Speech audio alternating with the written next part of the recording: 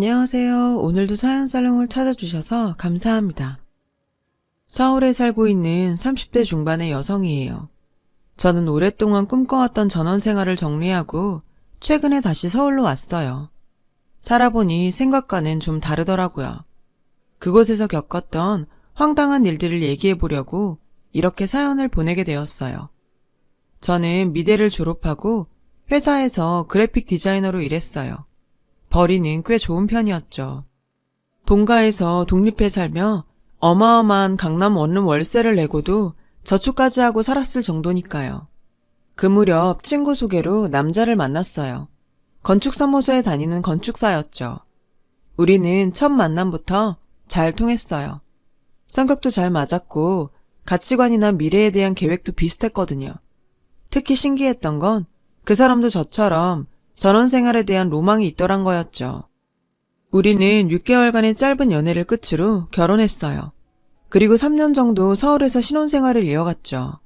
하지만 일이 바빠지자 우리 부부는 점점 지쳐갔어요. 결혼 후 이상하게 대형 프로젝트가 많이 들어왔거든요. 물론 그 덕에 돈은 좀 모을 수 있었죠. 커리어적인 측면에서 봤을 때 많은 도움이 됐던 것도 사실이고요. 하지만 일상생활에 대한 불만은 점점 커져갔어요. 저희 둘 다 돈은 있어도 쓸 시간이 없을 정도였거든요. 그러던 차에 시골집 시공을 맡은 남편 동료한테 연락이 온 거예요. 공사를 맡은 집 근처에서 괜찮은 빈집을 발견했다더라고요. 남편과 저는 동료가 보내준 빈집 사진을 보자마자 홀딱 반했어요. 저희가 꿈꾸던 집이었거든요. 우리 부부는 그 주 주말에 그 동네를 찾아갔어요. 서울에서 차로 2시간이 넘게 걸리는 곳이었죠. 시골이라고 해도 완전 깡초는 아니었어요. 조금 걸어 나오면 편의점도 있고 병원과 마트도 있는 곳이었죠. 게다가 주변에 산과 들이 많아서 공기도 너무 좋았어요. 게다가 우리 마음에 들었던 결정적인 이유가 있는데 바로 이웃이었죠. 그곳에는 저희 말고도 시골 생활을 즐기려는 젊은 부부가 좀 있었어요. 대개는 예술을 하는 사람들이었죠. 비슷한 취향을 가진 사람들과 어울려 살 수 있다니 얼마나 멋져요. 그래서 우리 부부는 오랜 꿈을 실현하기로 했어요. 그리고는 각자 회사에는 퇴직 신청을 했죠. 그렇다고 저희가 아무 준비도 없이 무작정 일을 관둔 건 아니에요.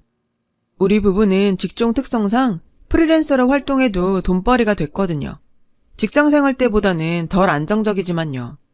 그렇게 저희는 서울 생활을 정리하고 시골로 내려왔어요. 저희는 시골에 있던 그 빈집을 정말 싼 가격에 살 수 있었어요.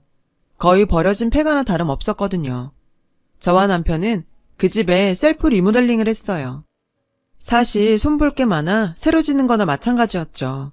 서울에서 알고 지내던 건축 종사자분들도 많이 도와주러 오셔서 한두 달 정도 지나자 집은 금세 괜찮은 가정집으로 탈바꿈했어요. 누가 봐도 저 집 참 예쁘다. 저기 사는 사람은 행복하겠다 하는 생각이 드는 집이 되었죠. 리모델링 공사가 끝나자 저희는 조금씩 동네 사람들과도 어울리게 되었어요. 인터넷에서 종종 그런 얘기를 들은 적이 있어요. 시골 사람들 텃세 때문에 외지인들은 오래 버티지 못한다고요. 그런데 막상 이곳에 와보니 괜한 걱정일 뿐이더라고요. 오히려 서울에서 느끼지 못했던 정과 친절을 느낄 수 있었어요. 대가를 바라지 않는 순수한 배려였죠. 마을 사람들은 저희 부부에게 참 잘해주셨어요. 농사 지은 것이 있으면 배추며 감자며 많이 가져다 주시기도 했고요. 저희 부부도 음식을 하면 마을 분들께 나눠드리고 서울에 다녀오면 빵이나 케이크도 사서 선물로 돌렸어요. 마을에 살고 있는 젊은 부부들과도 잘 어울렸어요. 대부분 저희 또래였거든요. 20분 정도 거리에 분위기 좋은 술집이 있어서 마을 사람들은 밤마다 거기서 커피와 맥주도 마시며 수다를 떨었죠. 이곳에 오고 나서 저희 부부의 금슬도 자연스레 좋아졌어요. 우리가 원하던 집에 좋은 이웃들까지. 정말 아무 문제 없이 우리 부부가 소망했던 대로 살 수 있을 줄 알았어요. 그 사건이 일어나기 전까지는요. 사건은 평화롭던 마을에 한 여자가 들어오면서 시작됐어요. 문제의 여자는 혼자 살면서 동네에서 가장 큰 집으로 이사를 왔어요. 사람이 이사 온 게 왜 사건이냐고요? 그 여자 겉모습이 좀 그랬거든요. 나이는 저보다 좀 많은 것 같았어요. 30대 후반에서 40대 초반? 딱 봤을 때 나가요 아가씨 느낌이었어요. 서울에야 그런 사람들을 보기 쉽지만 시골은 아니잖아요. 게다가 시골에 살 사람 옷차림이 아니었어요.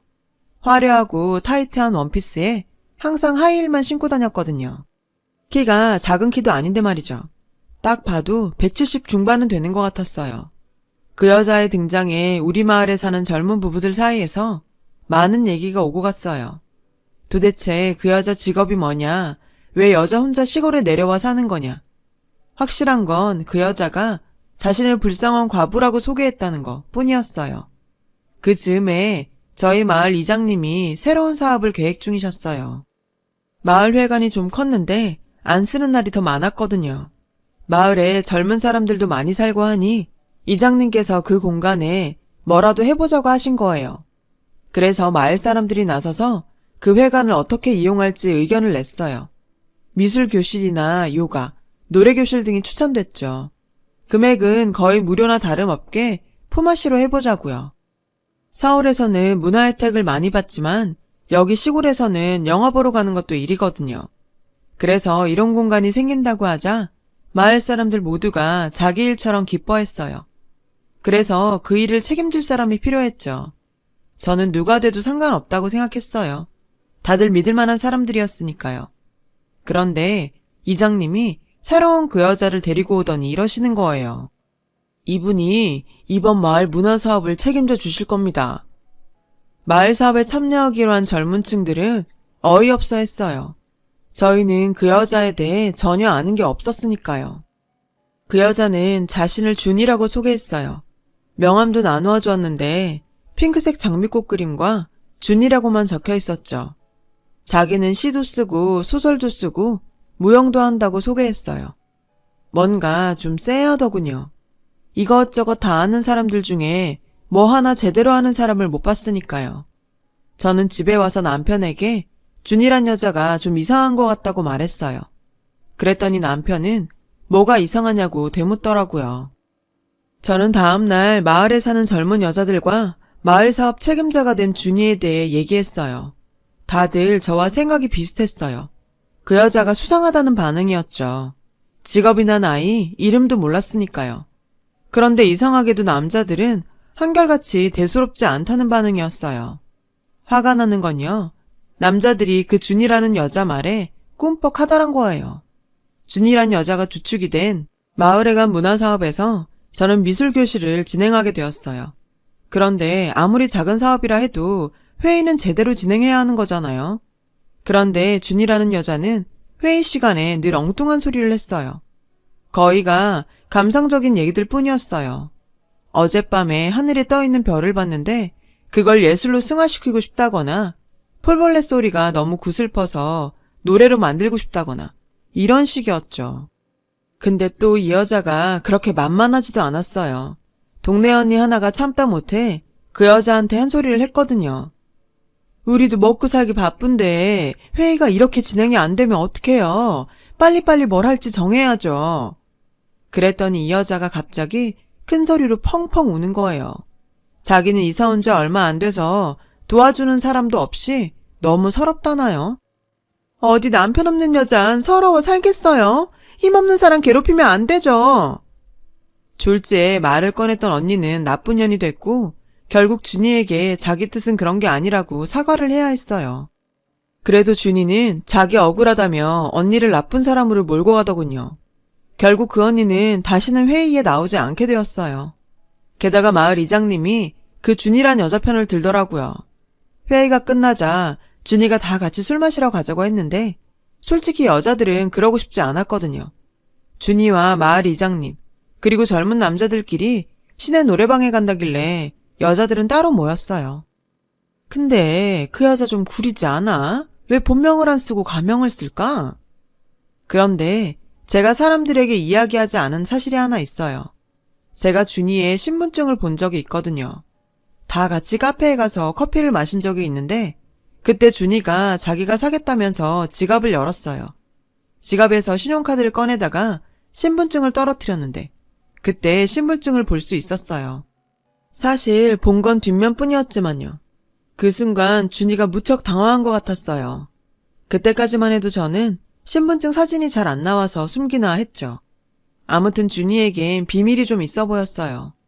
전 이런 일에 끼이고 싶지 않아서 그때 일은 사람들한테 말하지 않았어요. 그런데 얼마 지나고부터 젊은 여자들 사이에서 저희 남편에 대한 얘기가 나돌더라고요. 사실 나 자기 남편이 준이네 집 앞에 차 세운 거 봤어.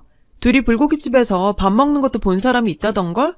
혹시 자기 남편이랑 뭐 있는 거 아니야? 동네가 좁아 소문이 빠르더라고요. 하지만 전 남편의 편을 들 수밖에 없었어요. 진실이 뭐든 가네요. 하지만 저도 사람인지라 그런 소문을 듣고 나니 저도 남편한테 의심이 갔어요. 게다가 남편이 의심살 행동도 했고요. 준이는 항상 회의 때마다 저희 남편 옆자리에 꼭 붙어 앉았어요. 집에 있을 때도 남편은 전화가 오면 항상 나가서 받곤 했거든요. 요즘 들어 샤워를 자주 했고요. 의심이 꼬리에 꼬리를 물던 어느 날 저는 남편이 자는 사이에 핸드폰을 열어보았어요. 그런데 이게 웬걸? 비번이 걸려 있더라고요. 서울 살 때도 그런 거 하는 사람이 아니었거든요. 그렇게 제 마음속에선 의심의 불길만 활활 탔어요. 그렇게 일주일이 흘렀고 제가 시내에 장 보러 갈 일이 있어서 남편 차를 빌렸어요. 조수석에 장 본 걸 싣는데 글쎄 제 눈에 요상한 게 들어오지 뭐예요. 바로 여성용 핑크색 망사티 팬티였어요. 살다 태어나서 그런 요상한 건 처음 봤어요. 딱 봐도 입던 것 같았죠. 어이가 없더군요. 분명 남편의 외도를 잡은 것 같았어요. 상대는 준이가 분명했어요. 이 마을에 이런 걸 입을 건 그 여자뿐이니까요. 저는 집으로 가자마자 TV를 보고 있는 남편을 대파로 후려쳤어요. 남편은 영문을 모른 채 피하기에 바빴죠. 이 미친 인간아, 시골까지 내려와서 이게 무슨 짓이야? 전 남편 얼굴에 차에서 발견한 티팬티를 집어 던졌어요. 그런데도 남편은 아무것도 모른다는 표정이더라고요. 정말 억울하다면서요. 싹싹 빌어도 모자랄 판에 발뺌을 해? 그때였죠. 남편이 뭐가 생각났는지 차로 뛰어가더군요. 그리고는 차량 블랙박스에서 USB를 들고 왔어요. 저는 속는 셈 치고 남편과 함께 블랙박스 영상을 봤어요. 남편은 평소에도 마을 사람들을 차에 많이 태워줬어요.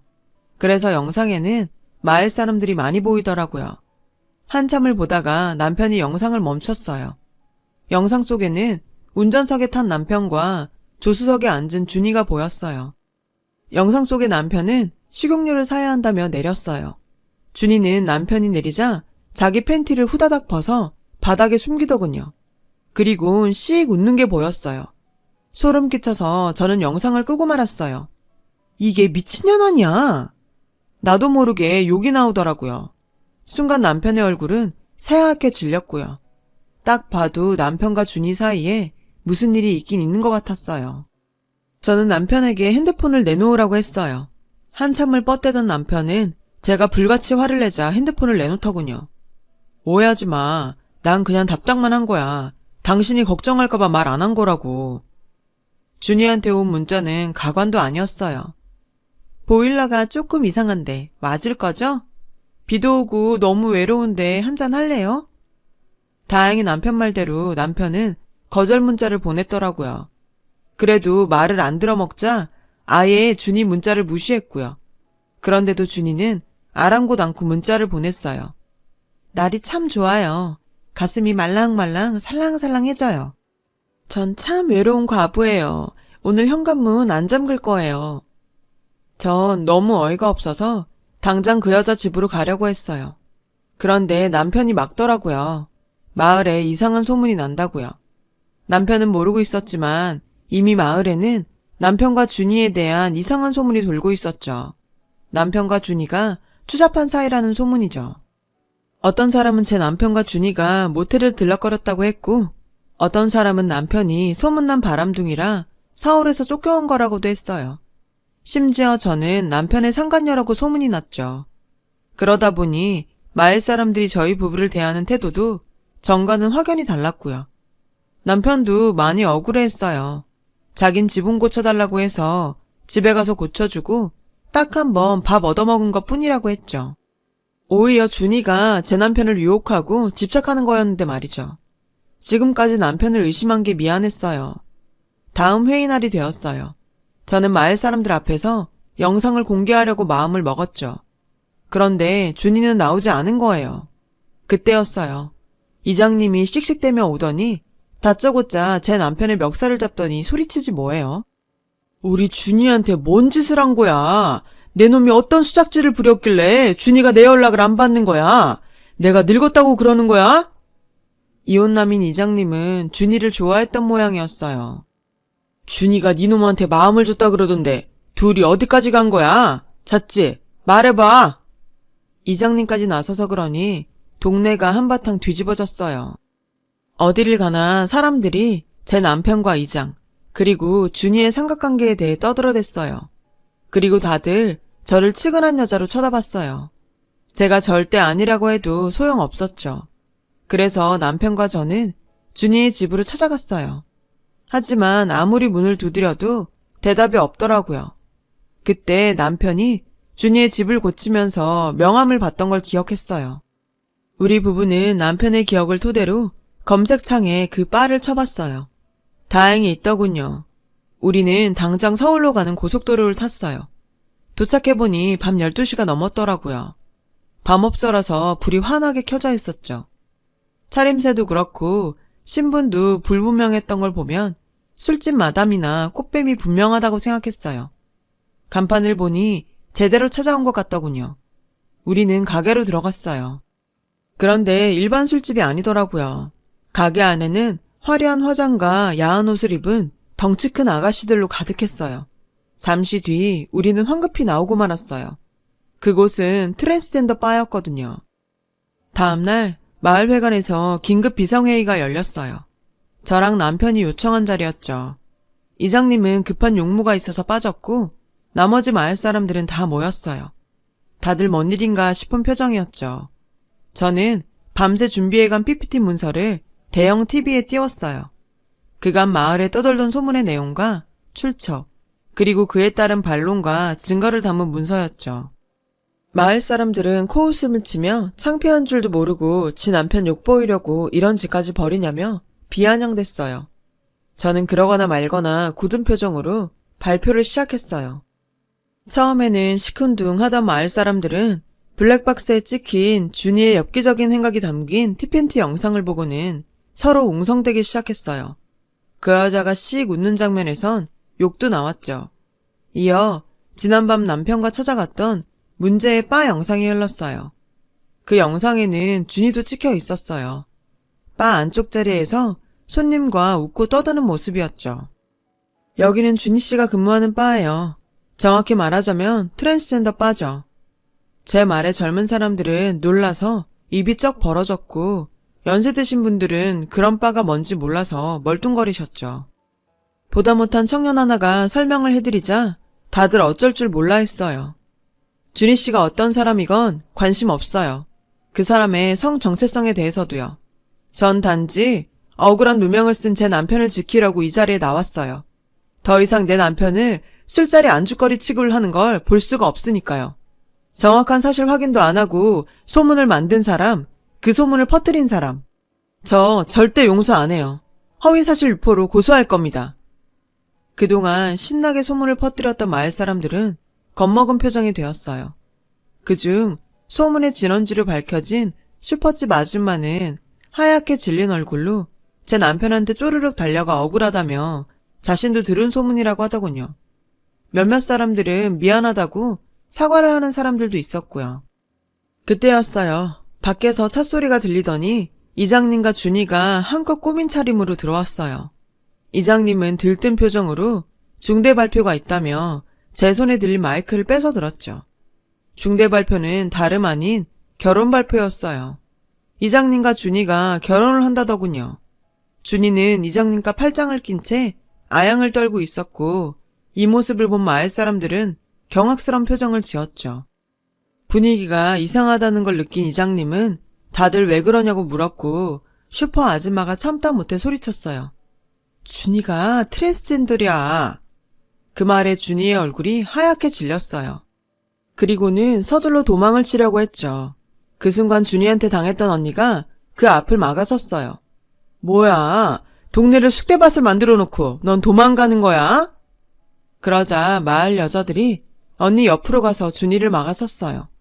상황이 이쯤 되자 준이는 본색을 드러내더군요. 아, 시골 사람들이 사람 빡돌게 하네. 아줌마들 다치기 싫으면 비켜. 걸걸한 남자 목소리에 이장님은 그 자리에 주저앉았어요. 그날 준이는 마을 여자들과 몸싸움을 벌이다 파출소에 끌려갔고 이장님은 준이를 고소한다고 길길이 날뛰었어요. 준이 사건으로 마을에 쓰나미가 휩쓸고 간 이후 더 이상 제 남편에 대한 얘기는 나오지 않았어요. 오로지 준이와 이장님의 엄청난 썸씽 스토리뿐이었죠. 하루는 슈퍼 아줌마가 그러더군요. 따지고 보면 자신도 피해자라며 그동안 마을 이장이 우리 부부랑 친하게 지내면 앞으로 국물도 없을 거라고 엄포를 놓고 다녔다더군요. 준이가 제 남편을 좋아하자 시샘을 냈던 것 같아요. 저희 부부는 그렇게 마을 이장 주도하에 왕따를 당했던 거죠. 그렇게 사랑하는 여자를 홀로 독차지하려고 했던 마을 이장은 결국 그녀로 인해 독박을 쓰게 되었어요. 명품 백이며 구두, 신형 휴대폰까지 그동안 이장이 준이한테 갖다 바친 선물만 해도 돈 1,000원 될 거라고 하더라고요. 하지만 이건 빙산의 일각일 뿐이었어요. 이장이 준이한테 투자 명목으로 1억을 줬다는 거예요. 하지만 준이는 투자가 아닌 일종의 선물이었다며 갚을 생각이 없다고 딱 잡아떼고 있고요. 거기다 프로포즈를 하면서 조상 대대로 내려온 땅을 준이 앞으로 명의 이전까지 해주는 바람에 집안에서 난리가 났죠. 도로가 난다는 소문 탓에 땅값이 20배나 올랐다는데 아주 큰일 난 거죠. 준이는 딴 건 몰라도 그 땅은 절대 못 내준다고 딱 버티고 있다니까 앞으로 두 사람 사이에 법정 싸움은 당연한 거 아니겠어요? 사랑 한번 요란하게 했다가 패가망신 당하게 된 꼴이죠. 저는 결국 마을 사람들을 고소하지 않았어요. 대신 공개 사과를 받았죠. 그리고 얼마 지나지 않아 마을 사람들은 아무 일 없다는 듯이 우리 부부를 대하게 되었고요. 하지만 이미 이 마을에 정나미가 떨어진 우리 부부는 집을 팔고 서울로 이사를 했어요. 멀리서 보기엔 더없이 평화롭고 아름다웠던 마을이었지만 정작 그 안에 살아보니 지옥 같았거든요. 서울로 돌아온 우리 부부는 프리랜서 생활을 하며 연을 맺었던 업체에 들어가 다시 직장인이 되었어요. 가끔 전원 생활이 그립기도 하지만 글쎄요. 다시 돌아가진 않을 것 같아요. 대부분이 친절하고 정겨운 시골 마을일 테지만 저는 이번 사건을 계기로 귀농에 대해 다시 한번 생각하게 되었거든요. 저희 부부는 인생 경험 제대로 했다 생각하고 있어요. 앞으로도 섣부른 판단은 하지 않고 살렵니다. 지금까지 제 사연을 들어주셔서 감사합니다. 좋은 하루 되세요. 여러분, 사연 댓글에 응원과 현명한 조언 부탁드려요. 좋아요와 구독은 저에게 큰 힘이 됩니다. 오늘도 좋은 일 가득하세요.